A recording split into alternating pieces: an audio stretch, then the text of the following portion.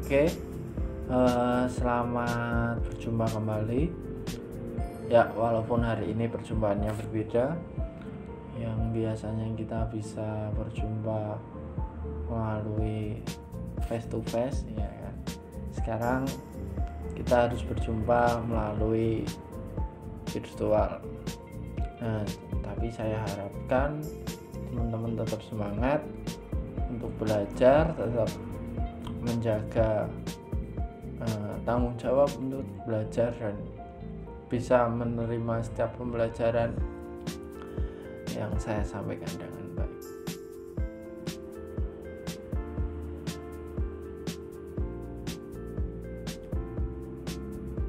Oke, kita akan memulai pelajaran pada hari ini, tapi sebelumnya today we will start studying, but before that I will invite you to start everything by berdoa. Yuk kita mulai berdoa.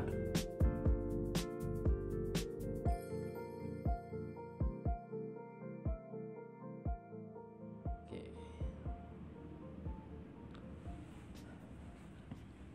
Ya, hari ini kita mau ngomongin tentang apa? Ya, tentang fabrikasi logam. Nah, buat teman-teman kelas 11 TFLM, jadi setelah kemarin waktu kelas 10 kita bertemu di mata pelajaran dasar perancangan teknik. Nah, sekarang kita bertemu di teknik fabrikasi logam. Nah, apa itu teknik fabrikasi logam? Nah, atau bahasa Inggrisnya biar keren. Ya, sebenarnya bahasa Indonesia juga keren sih. Ya kan, tetap keren semua kalau sama Pak Ruben. Ya kan? Metal fabrication is a metal production. Ada motor. Ulangin lagi. Metal fabrication is a metal production process that includes, among other things, engineering, cutting, forming, joining, assembling, or finishing.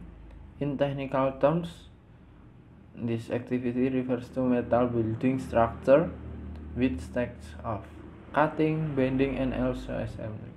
Jadi fabrikasi metal adalah sebuah proses pembentukan metal atau manufaktur metal yang di dalamnya terdapat proses rekayasa, cutting, forming, penyambungan, assembling, and finishing. Jadi secara teknis aktivitas ini adalah bagaimana menyusun sebuah material metal, ya kan, dengan berbagai proses itu untuk menjadi sebuah produk yang dapat digunakan. Itu the fabrication process includes several steps. Nah, dalam proses fabrikasi, ya kan, terdapat beberapa proses. Nah, prosesnya apa aja? Ada proses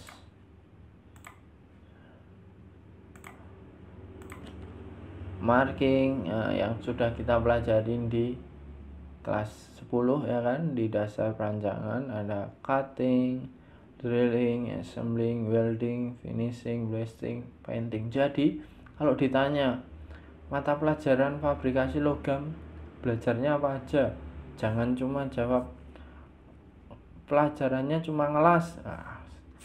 Kelas itu, ya kan, kelas itu pengelasan itu merupakan salah satu proses yang ada di fabrikasi. Tapi proses fabrikasi bukan cuma mengelas saja. Nih, seperti yang sudah Pak Ruben pernah jelaskan secara ringkas, proses penanganan material sampai produk itu seperti ini kan. Jadi raw material kita desain, ya kan, dari DPTM, ya kan, dasar perancangan teknik mesin. Desain bagaimana memilih material, bagaimana menentukan prosesnya, ini prosesnya bagaimana dan lain-lain. Kita perhitungan di desain, kemudian berada di proses manufacturing atau Jadi proses fabrikasi itu terdapat dalam proses manufacturing. Nah, di dalam proses fabrikasi itu terdapat berbagai proses lain itu. Jadi setelah diproses, difabrikasi, kemudian di quality control, dan terakhir menghasilkan produk yang siap dipasarkan atau sudah siap digunakan. Nah, ini cuma sebagian proses yang terdapat dari fabrikasi logam, ya kan? Marking, ya kan, penandaan material sebelum mulai dipotong, sebelum mulai diproses, cutting, drilling. Nah, assembling ini apa? Nah, assembling itu ini ya. Nah, salah satu proses assembling yang paling penting adalah proses penyambungan. Nah, proses penyambungan itu apa? Nah, proses penyambungan adalah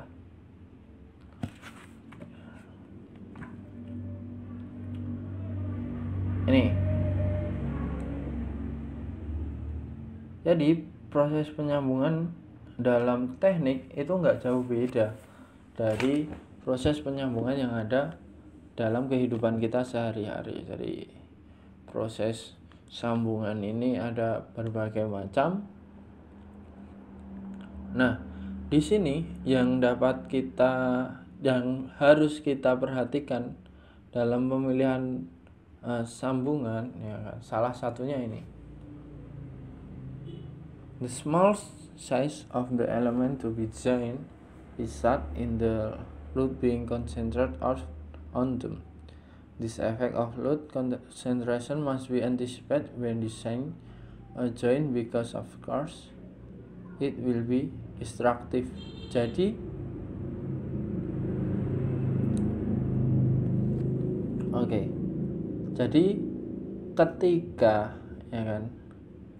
Jadi ketika kalian menentukan part apa atau elemen apa yang digunakan untuk proses penyambungan, nah kalian harus memperhatikan ini, karena biasanya elemen penyambung dan elemen yang disambung itu memiliki perbedaan ukuran, dan biasanya elemen penyambung ukurannya lebih kecil. Nah, karena lebih kecil itu, beban yang diterima oleh elemen nanti, setiap bagian yang disambungkan nanti akan terfokus pada elemen penyambung yang berukuran lebih kecil ini. Nah, jadi ketika pemilihan kita mungkin tidak tepat, ya kan, akan mengakibatkan kerusakan seperti itu. Nah, kemudian sambungan apa yang bisa kita gunakan dalam proses assembling?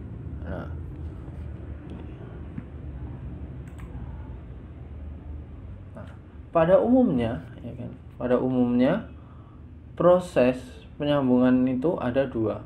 Yang pertama permanen, yang kedua semi permanen. Harusnya kita sudah paham, permanen itu seperti ini, semi permanen seperti ini. Bisa kita baca, kita lihat, it's a connection that is permanent, so it can be removed forever, kecuali, ya kan, kita merusaknya terlebih dahulu. Jadi proses sambungan permanen itu hanya bisa kita lepas jika kita merusaknya. Contohnya apa? Nah, nanti kita pelajari. Atau contohnya bisa kita intip sejenak ini. Oke, kemudian sambungan semi permanen. Sambungan semi permanen adalah sambungan temporary connection, so it can be dismantled while it's still in normal condition. Jadi sambungan ini bisa dilepas kapanpun selagi kondisinya masih normal atau masih dalam kondisi baik. Tapi kecuali kalau sudah, mungkin salah satu contoh baut, ya kan, baut dan mur. Baut dan mur itu merupakan salah satu sambungan semi permanen. Nah, tapi kalau sambungan itu, ya kan, kalau baut dan mur itu sudah korosi atau berkarat, ya kan, pasti harus dirusak dulu untuk membukanya. Atau jadi kalau sampai sudah bertahun-tahun, ya kan, sudah nggak bisa diputar, dipanasin nggak bisa, nah mau nggak mau harus dirusak, ya, seperti itu. Terus untuk penyambungan metal sendiri atau penyambungan logam sendiri ada beberapa teknik, biasanya menggunakan screw, nuts, and bolts.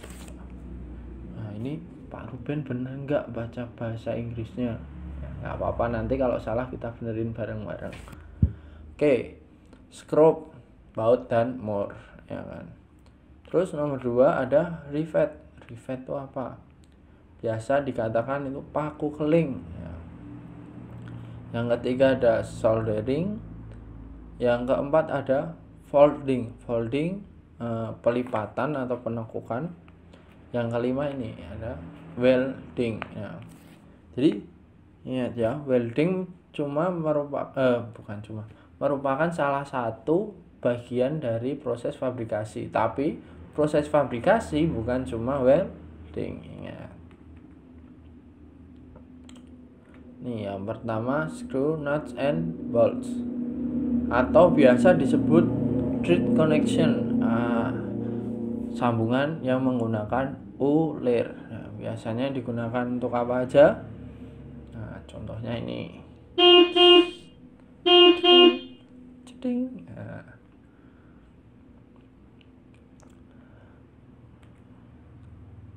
Selanjutnya ada rivet. Nah, rivet merupakan sambungan permanen atau semi permanen tadi. Oke, rivet merupakan sambungan permanen. Kenapa? Karena harus dirusak dulu ketika melepasnya. Jadi dalam rivet nih kan, rivet is a short cylinder rod with a head at the top. Nah, ini kualik. Jadi kebalik ya, ini top ya, yang ini kepalanya di bawah, mungkin lagi head sense ya, enggak. Jadi ini bagian kepala atau headnya, ini bagian body, ya kan, bagian body, dan the lower part of the cone being sharpened as a tail, ini ekor. Nah, biasanya ekornya itu ada yang bentuknya runcing atau lancip atau ya seperti ini. Nah, Pak Ruben membedakan rivet ini menjadi dua. Yang pertama dengan small size, yang kedua large size. Nah, bedanya apa? Bedanya satu ukuran, kemudian kedua adalah proses yang digunakan untuk melakukan sambungan ini. Nah, kalau rivet yang small size biasanya menggunakan nih, ini namanya tang rivet. Oke, terus kalau yang large prosesnya seperti ini.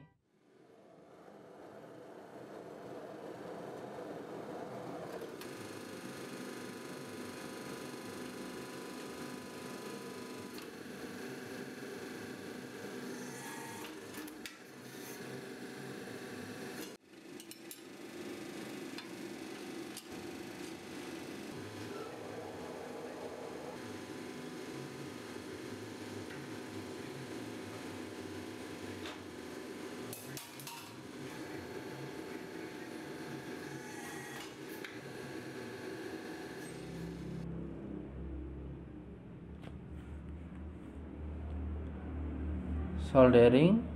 Nah, the solder joint is a connection of metal.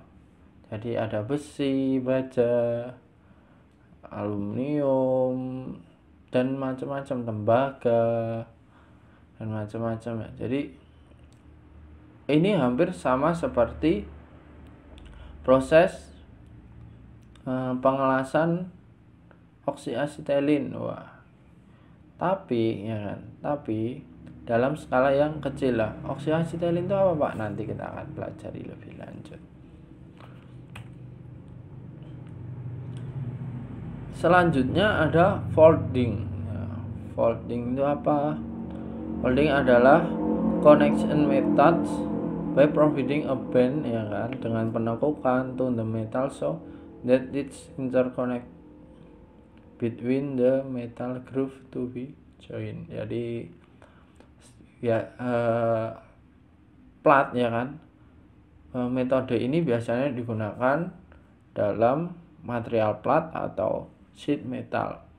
Jadi jarang, bahkan Pak Ruben belum melihat ya proses penekukan, penyambungan penekukan ini digunakan dalam material contohnya baja yang tebal. Itu jarang menemukan, bahkan Pak Ruben belum menemukan. Mungkin kalau ada nanti bisa komen, ya kan, biar komen di bawah sini, biar kayak youtuber gitu. Nah, di proses plat yang ditekuk ini setelah menyambung dan tanpa menggunakan material tambah. Jadi plat langsung ditekuk dengan beberapa teknik tertentu, nanti akan kita pelajari lebih dalam. Selanjutnya adalah welding proses. Nah, welding itu apa? Merupakan proses penyambungan logam, ya kan, dua logam atau lebih dengan memanaskannya dan memberikannya bahan tambah. Secara prinsip garis besar seperti itu, ya kan. Ini Pak Ruben sudah berulang-ulang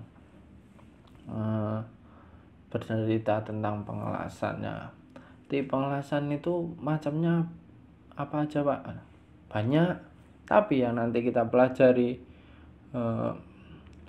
di teknik fabrikasi logam ini ada 4. Yang pertama, oxyacetylene welding, sheet metal arc welding, gas metal arc welding, ada MIG dan MAG, dan gas tungsten arc welding. Sebenarnya ada pengelasan lain lagi Pak, ada seperti stir welding, terus FCAW, terus dan masih banyak lagi. Underwater welding yang lagi hitsnya, ya kan, dan macam-macam. Nah, kita nanti akan pelajari satu persatu tadi jenis-jenis pengelasan, mulai dari oxyacetylene welding dalam pertemuan yang selanjutnya. Jadi tadi adalah macam-macam proses yang ada di fabrikasi logam. Jadi mulai dari proses marking sampai proses finishing, terus ada proses penyambungan. Proses penyambungan masih banyak lagi ya, tapi yang cukup sering digunakan dalam fabrikasi logam ya tadi ada 5 tadi, dan ada juga yang terakhir nanti kita sedikit membahas tentang jenis pengelasan yang akan kita pelajari di pertemuan-pertemuan selanjutnya. Jadi saya harapkan nanti teman-teman selama PJJ atau pembelajaran jarak jauh, ya kan, nggak apa-apa, badannya jauh tapi hatinya deket, ya. Jadi nanti teman-teman bisa pelajarin teorinya, Pak Ruben bisa berikan prinsip-prinsipnya, berikan video-video pembelajarannya untuk latihan, tutorialnya. Nanti Pak Ruben akan buat bersama beberapa teman kalian, dan ketika sudah masuk ke sekolah nanti, ketika praktek sudah bisa memahami, oh bagaimana mengoperasikan alat ini, nama alatnya apa, bagian ini apa, fungsinya apa, dan lain-lain seperti itu. Oke, terima kasih untuk perhatiannya hari ini. Pak Ruben mengucapkan selamat untuk teman-teman yang masih berjuang, ya kan, dengan mempertahankan kerajinannya, ya kan. Jangan kendor, ya kan, jangan mentang-mentang di rumah lama terus wah lupa caranya belajar, wah jangan sampai seperti itu. Jadi saya harap Pak Ruben harap bahwa teman-teman di rumah menjaga kesehatan, menjaga semangat belajar, menjaga tanggung jawab sebagai siswa di SMK Negeri 2 Surakarta, juga menjaga tanggung jawab sebagai anak yang baik di rumah, ya, jangan di rumah malah ngegame terus. Kalau buat Zoom, kalau buat Vicon, alasan kuotanya habis, tapi kalau buat mikir nggak berhenti-berhenti, nah, jangan seperti itu ya. Saya harapkan teman-teman tetap bersyukur dengan kondisi apapun. Sampai jumpa di pertemuan selanjutnya, dan setiap pertanyaan nanti bisa komen di bawah ini. Jangan lupa like, komen, dan subscribe. Nah, yang di subscribe nanti akunnya ini aja. Oke, mantap. Sampai jumpa. God bless.